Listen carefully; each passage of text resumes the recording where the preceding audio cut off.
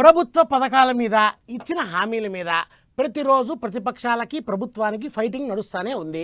రెండు వైపుల లీడర్లు యాడవ దగ్గర మీటింగులు పెట్టి సై అంటే సై అంట అన్నారు. మంత్రులు ఎమ్మెల్యేలు పాత లెక్కలు తీస్తంటే మాజీ మంత్రులు కొత్త లెక్కల గురించి మాట్లాడుతున్నారు. అన్నట్టు మాజీ మంత్రి కేటీఆర్ విదేశాల నుంచి వచ్చి రాగానే మళ్ళీ యుద్ధం మొదలు పెట్టేస్తున్నాడు. నేను ఒకటే అంటున్నా, దాడులు చేస్తారు.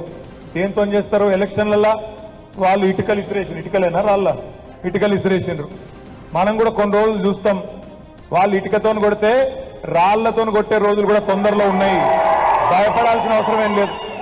అచ్చంపేటలో మీటింగ్ అయితే పోయిండు మాజీ మంత్రి. ఇక ఇట్లా సర్కారు వాళ్ళ మీద మాటల దాడి చేసిండు. ఇటుకలతోని కొడితే రాళ్లతోని కొడతాం అన్నట్టు మాట్లాడిండు. అంతేకాదు ఆరు పార్టీ వాళ్ళు ఉన్నప్పుడు ఎట్లుండే ఇప్పుడు ఎట్లున్నది అని సొంత పార్టీ వాళ్ళకు బాగానే నూరిపోసిండు సారు. రైతు బంధు వారం 10 రోజుల లోపలనే టింగు టింగు టింగు అనుకుంటా 7,600 కోట్ల రూపాయలు మా ఖాతాలో పడుతుండే.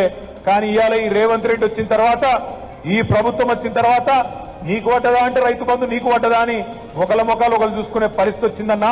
గిట్లా పాత ముచ్చట్లు అన్ని ముంగటేసుకొని సర్కారు వాళ్ళ మీద బాణాలేసిండు మాజీ మంత్రి. ఇంకో దిక్కు ఇంకో మాజీ మంత్రి హరీష్ రావు సారు ఆర్టీసీని సర్కారులో విలీనం చేసే ముచ్చట యాందాకొచ్చింది. ఎమ్మటి అమలు చేయాలి అని లేఖ రాసిండట సర్కారు వాళ్ళకు. కొత్త బస్సులు కొనాలి అని కూడా రాసిండట.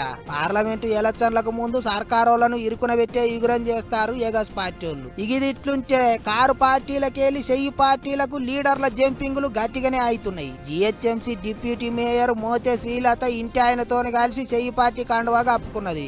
అత్తగారింటికి వెళ్లి తల్లిగారింటికి వచ్చినంత సంబరం అవుతాందట అక్కకు. కారు పార్టీల ఉద్యమకారులకు ఇలువ లేదు కాబట్టి లీడర్లంతా చెయ్యి పార్టీలకు వస్తారు అన్నట్టు మాట్లాడిండు మంత్రి పొన్నం సారు. మరి 24 సంవత్సరాలు పార్టీ తెలంగాణ వ్యవస్థాపకంగా పెట్టినప్పటి నుంచి టీఆర్ఎస్ పార్టీలో పనిచేసి మరి అక్కడ జరుగుతున్నటువంటి అవమానం అన్యాయానికి సంబంధించి భరించలేని పరిస్థితుల్లో ఈరోజు వచ్చేసినటువంటి తనకు స్వాగతం తెలియజేస్తూ, అదేవిధంగా మిగతా ఎవరైతే మీకు అక్కడ సరి అయిన విధంగా రాజకీయంగా కావచ్చు, అక్కడ ఉండే పరిస్థితుల లోపల జరుగుతున్నటువంటి పరిణామాల పట్ల కాంగ్రెస్ పార్టీ చూపెడుతున్నటువంటి ప్రజా సంక్షేమ కార్యక్రమాలు కావచ్చు, తెలంగాణ పట్ల తెలంగాణ అభివృద్ధి పట్ల ఉన్నటువంటి చిత్తశుద్ధి కావచ్చు, వీటన్నిటిని గమనించి నిర్ణయం తీసుకోవాల్సిందే సందర్భంగా కోరుతా ఉన్నాను. గదా అన్నట్టు కారు పార్టీలో ఇంకెవరికన్నా తిప్పలున్నా చెయ్యి పార్టీలో షరీక్ కావచ్చు, అందరినీ మంచిగా అరుచుకుంటాం అన్నట్టు మాట్లాడిండు మంత్రి సారు. ఓ దిక్కు ఎగస్ పార్టీ వాళ్ళు సర్కారు వాళ్ళను ఇరుకున పెట్టేందుకు చూస్తుంటే సర్కారు వాళ్ళు సప్పుడు దాకా ఎగస్ పార్టీలను మొత్తానికే ఖాళీ చేసే ఇగురం చేస్తున్నారు. బాలే నడుస్తున్నది రాజకీయం.